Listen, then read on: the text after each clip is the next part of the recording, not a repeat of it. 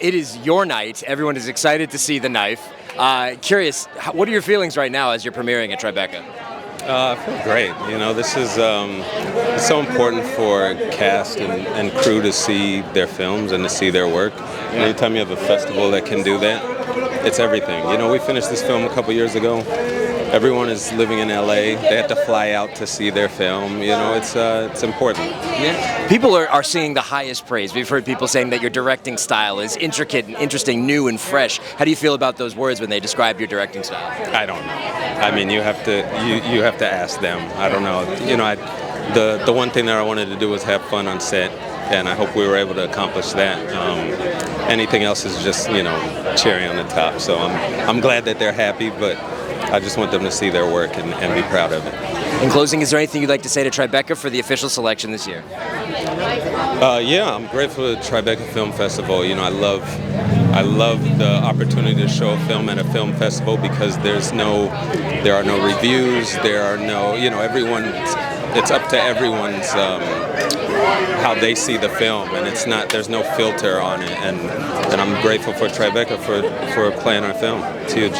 Awesome. Congratulations on your success. Yeah, thank you very much. What did you find special about this project when you were reading it? Nnamdi. A lot of people have the writer and the director of the film.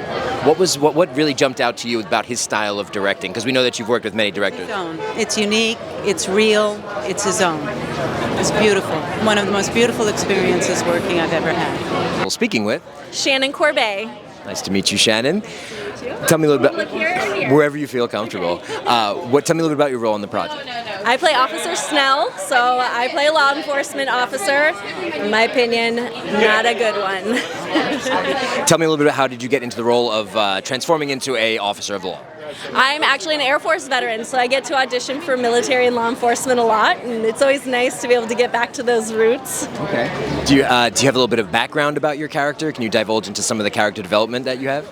So my character's kind of a rookie on the job. I'm really looking to the more senior officers and detective on set or on the scene, and kind of learning from them, which makes sense because that's also how I was as an actor on this film with the amazing talent that were there. Okay. Tell me, what do you love most about acting? I love getting to tell stories that inspire people and excite people and kind of show the way for others. Okay. And working with Nnamdi as a director, how was that experience for you? Nnamdi was incredible. He is such a gem of a human. He took time to make us feel seen and to make us feel safe. He was so efficient and just a pleasure. It was the best week ever on set. He just led a most beautiful set. Well, speaking with Amari. Nice to meet you, Amari. Tell me a little about your role on the project The Knife. So my character, Kendra, she is very outgoing. She's a really fun personality. And I think just throughout the movie, like, she starts off very bubbly, but as the movie goes on, she gets kind of like, she gets into like this mood for like the rest of the movie, but it's a really great movie. Tell me, how did this project end up, how did you end up working on this project?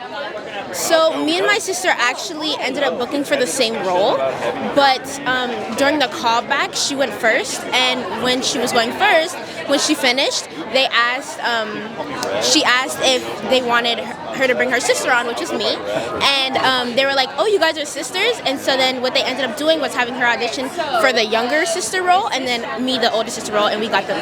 Is this sister right here? This is my aunt. Interesting. So now, since you're right here and we're talking about it, that's an interesting aspect where you're both going for the same role, yet you end up in different roles. How did you feel about that happening?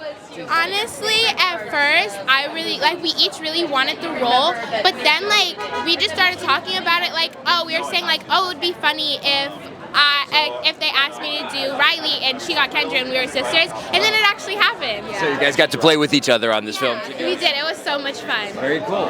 Tell me about working with Nnamdi as a director. What was his style? How did he work with you to make this project? Honestly, I really liked it because I feel like I could connect to him a little more, not only because he was the director, but also because he was playing my dad.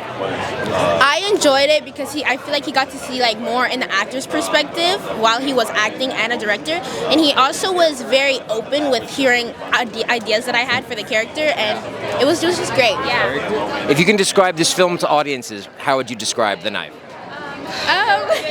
A thrill. I feel like it's like kind of a thriller, and it's more like family-wise. It definitely is a thriller, but I feel like it's a very bipolar kind of thing, movie. Like it like starts off one way, then it switches, then it starts, then it switches. Yeah, it's like there's very unexpected parts to the whole movie. Speaking with Justin Dean.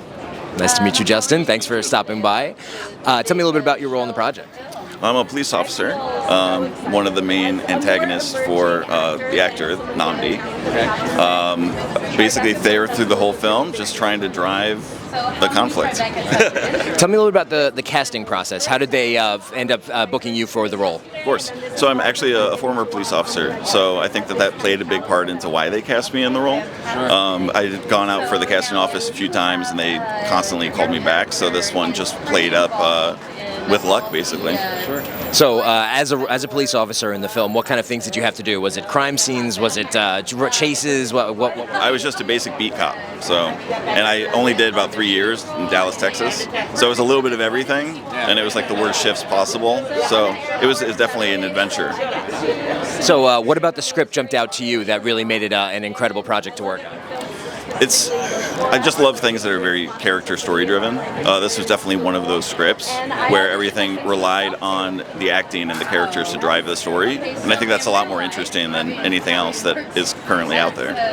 In closing, what would you like to say to Tribeca for the selection of this film for the festival? Oh man, it's so awesome to just be included, to have these kinds of stories out there and being told, and it's a beautiful film on top of all of that, so it's just going to be fantastic for people to be able to see. Well, congratulations. I hope you enjoy the premiere. Thank you so much. Speaking with Matthew Rashamkin. Nice to meet you, Matthew.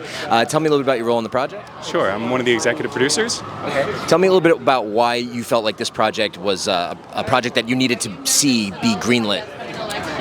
Wow, well, it's definitely an important film and says a lot about where our culture is, and there's moments of tension that I think the audience are going to be able to relate to no matter what their background is, and it's in those moments where you start to reflect how lucky we are to not be in some of those situations.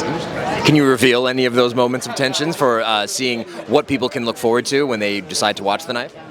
There is a very tense moment when the police get there, and there is a confrontation that ends in a loud bang, which is going to send shockwaves through the theater.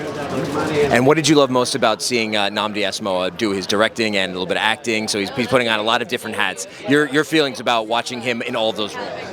Sure. Well, I've been lucky enough to watch Nnamdi's career from being an NFL Pro Bowler to Sylvie's Love. I was an executive producer on that as well. Yeah. And to watch him go from acting to writing this script and directing this project has been incredible. And his ability to communicate clearly, to organize, and most importantly, lead people is absolutely phenomenal, and it's just a start for him.